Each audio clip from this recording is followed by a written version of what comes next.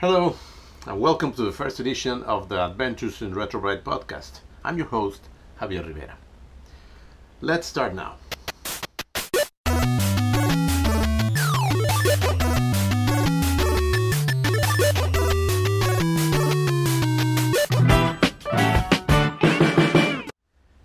Alright, the purpose of these videos is to explore the history, theory, tips and techniques on how to do proper retrobrighting.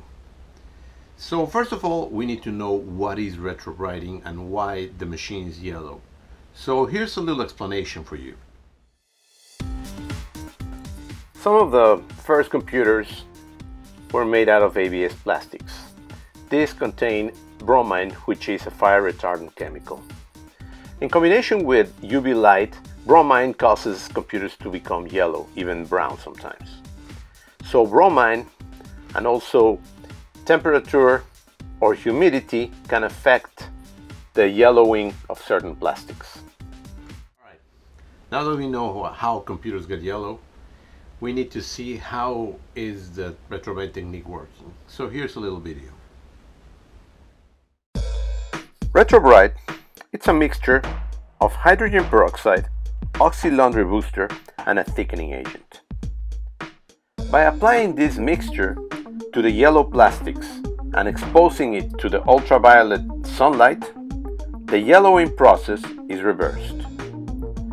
This removes the oxygen and replaces the original hydrogen, bringing back the original plastic color. The method I use is from Tessa. This is a guy that was one of the first guys doing Retrobright, and what he does, he uses only three things: the peroxide, arrowroot, and OxyClean. He mixed them together and then painted to the plastic. This is what I use for Retrobright normally. The Salon Care Clear 40. The 40% is very strong, so you gotta be very careful with it. The peroxide 3%. This is what I use for platinum and maybe brown or light brown plastics. OxyClean, normal OxyClean, and xanthan gum. Xanthan gum is just something to make a thicker mixture, so it will make it more like a little gummy, so it won't evaporate fast. That's all it does. So that's basically it. Your Salon Care, your OxyClean, and something that makes it thicker so it doesn't evaporate. Now I'm going to show you some samples of Retrobright plastics.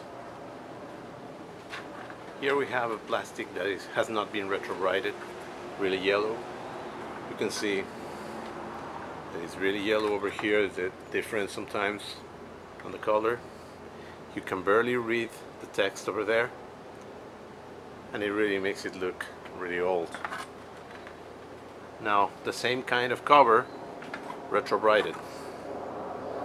You can see the big difference. Actually the text, it's very readable, it's darker. Put them together. There you go.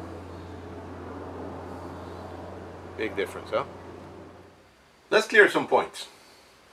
First of all, there is no easy way to retrobright, no lazy way to retrobright. We need to make sure that you take your time.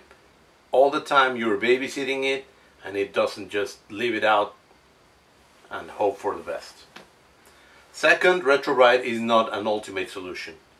The nature of the plastic, it will yellow again. That's because it was made that way. The only way not to yellow anymore is to remake the plastic or put it in a sealed place with no air, light, and temperature is controlled. And for that, that means that you're never going to use your equipment.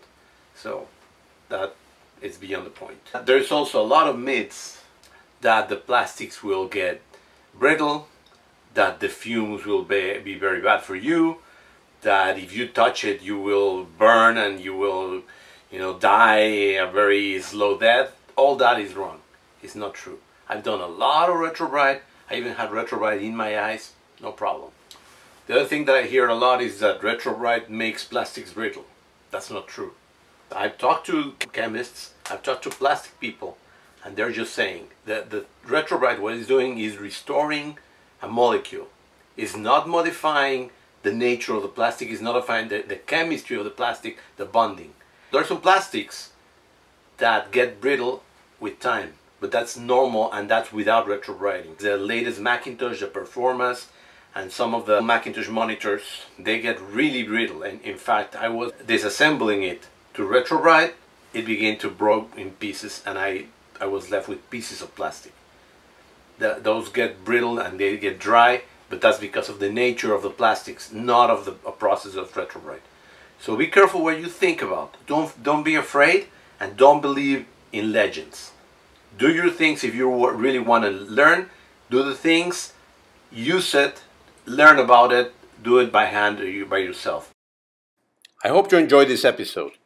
If you really like it, please subscribe to the channel, and see you next time.